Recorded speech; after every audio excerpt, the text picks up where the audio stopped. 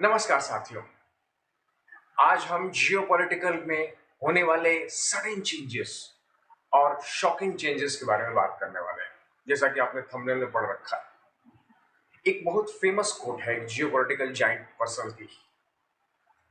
A country should not have the permanent allies और permanent enemies, but it should have permanent interest.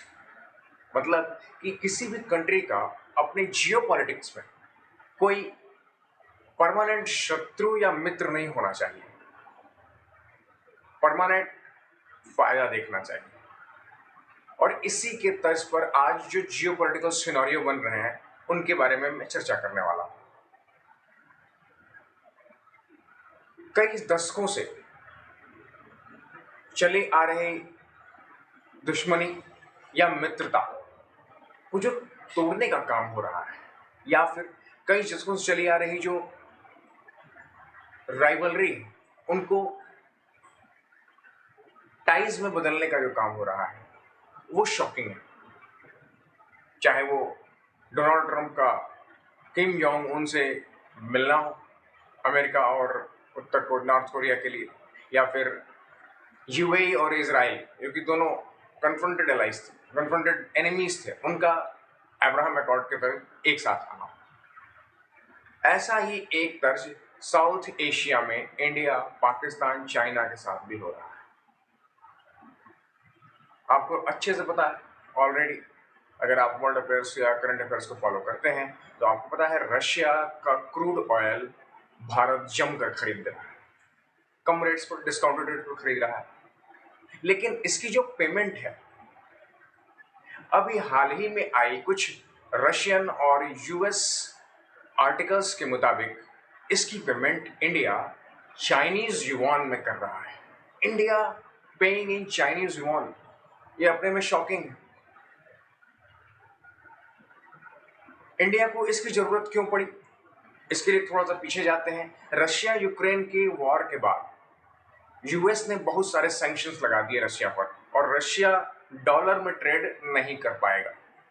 Dollar आप जानते हैं, पूरी दुनिया ये देश आपस में डॉलर में ट्रेड करते हैं, यूएस डॉलर, और रशिया यूएस डॉलर यूज नहीं कर सकता। तो ऐसे में वो किस करेंसी को यूज करे, इस पर बहुत बड़ा सवाल खड़ा होता है। पहले शुरुआत हुई कि ये जो क्रूड ऑयल का ट्रेड है रशिया और इंडिया के बीच में, जो डिस्काउंटेड ऑयल है, ये जो ट्रेड है ये रुपी रूबल में हो जाए। रुपी रूबल, रूबल रशिया की करेंसी है, इंडियन रुपी इंडिया की करेंसी। लेकिन बात नहीं बनी, क्यों? क्योंकि रुपी का स्टेटस अभी वो नहीं। आपको पता है इंडिया का टॉप मोस्ट सप्लायर हो चुका है, कई मिलियन बैरल इंडिया खरीद चुका है रशिया से। तो मतलब एक huge amount of money paid by India. India एक बहुत बड़ा अमाउंट पैसे का रशिया को पेड करने वाला है। तो ऐसे में अगर रुपी में पे करेगा तो ये इतने सारे रुपीज रशिया डंप कहाँ करेगा? रशिया को ये समस्या है, क्योंकि रुपी अभी इंटरनेशनल करेंसी, कहने का मतलब है कि दो कंट्रीज के बीच में एक्सचेंज का तो माध्यम है नहीं। तो ऐसे में उसको एक आशा दिखाई देती है चाइनीज युआन।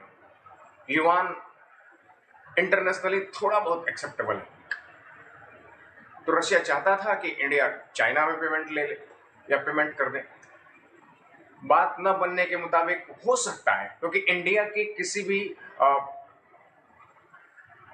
स्टेटफुल पर्सन या फिर फॉरेन मिनिस्टर्स या फॉरेन सेक्रेटरीज की वजह से ये बयान नहीं आया है कि इंडिया एक्चुअली में चाइनीज युआन में पे कर रहा है। ये जो आपको रिसोर्सेज है ये अमेरिकन और रशियन आर्टिकल्स के, कि इंडिया चाइनीज युआन में पेमेंट कर रहा है या करने वाला है।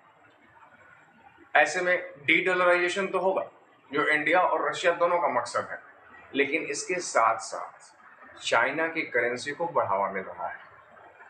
चाइना की करेंसी का स्टेटस ऊपर हो रहा है, क्योंकि इंडिया एक जाइंट कंट्री, और दोनों रशिया और इंडिया के बीच में जो व्यापार है ये कई बिलियंस का है।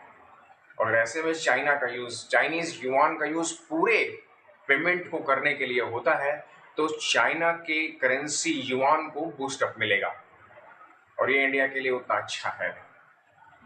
तो अभी ये कंफर्म नहीं हुआ है कि कितना हिस्सा, अगर पेमेंट हो भी रहा है चाइनीज युआन में, तो कितना हिस्सा इंडिया चाइनीज युआन में पेमेंट करने को तैयार हुआ है।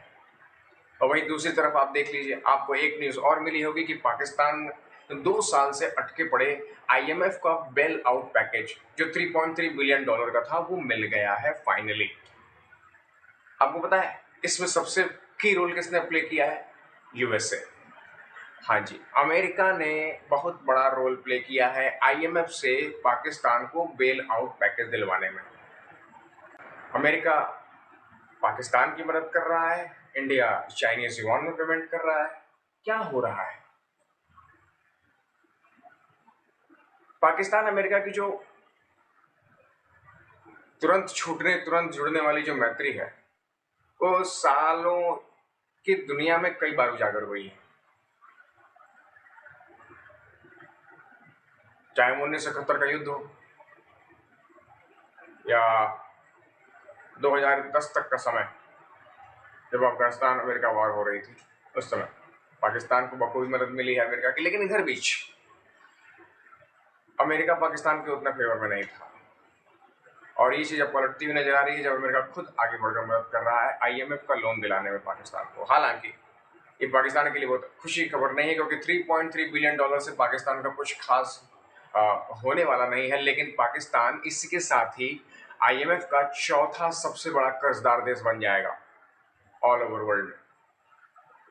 चौथा सबसे बड़ा कर्जदार देश। और ये मत भूलिए कि आईएमएफ के साथ, आईएमएफ ने गिव एंड फॉरगॉट वाला मैटर है, पाकिस्तान को दे दिया लोन और भूल गया, बिल्कुल नहीं। उसके साथ हैवी शर्तें रखी गई हैं पाकिस्तान को, जो फॉलो करनी पड़ेंगी। और अगर पाकिस्तान ने इन शर्तों को बखूबी फॉलो किया तो वहां की जनता को बहुत बड़ी इकोनॉमी की मार मिलने वाली है। फ्रीडमैन की ये जो कहावत है कि एक देश के परमानेंट दुश्मन या मित्र नहीं होने चाहिए, उनका परमानेंट इंटरेस्ट होना चाहिए, ये बिल्कुल साफ चरितार्थ हो रहा है। अब इंडिया इस पर क्या स्टेटमेंट देता है, या इंडिया इसके बिहाफ में, इसके एवज में क्या एक्स्ट्रा कर रहा है, इसके लिए अगर कोई वीडियोस आती है, कोई न्यूज़ आता है, तो मैं आपको अपडेट करता रहूंगा। तब तक के लिए धन्यवाद। लाइक्स और कमेंट्स बिल्कुल मत भूलिएगा।